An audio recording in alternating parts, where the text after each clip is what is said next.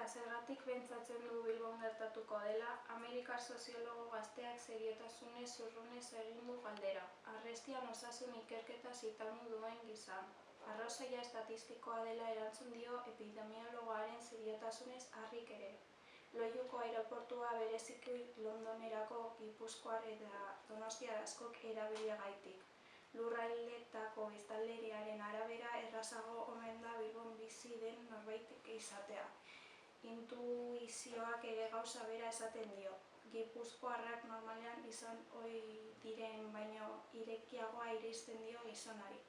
Hitz egiteko era, begietarako zuzenzo egitero modua, besterik gabe liburu bat emateko eskuzabaltasuna.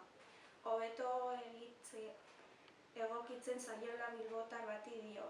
Zabaierantz begira ameslaria istant hori akordura erakartzen duenean, gizona jasotzeko gertatzen den azken liburua ireki eta bere gizonezko ahotsak ederrarekin. This book was written in good faith. Irakurtzen diola eskaini baino lehen, Juliak esan du gehiago. Bere honetik ateratu du gizona gizon ahots zoragarria zuen entzutea. Eta noski, baita bilbotarrei eta donostiarrei buruzko estereotipoa zentzugabeak. Gaitzitu egin du bilbotarrak alaiak eta eskuzabalak direla eta donostiarrak txepelak eta motzak entzun beharrak.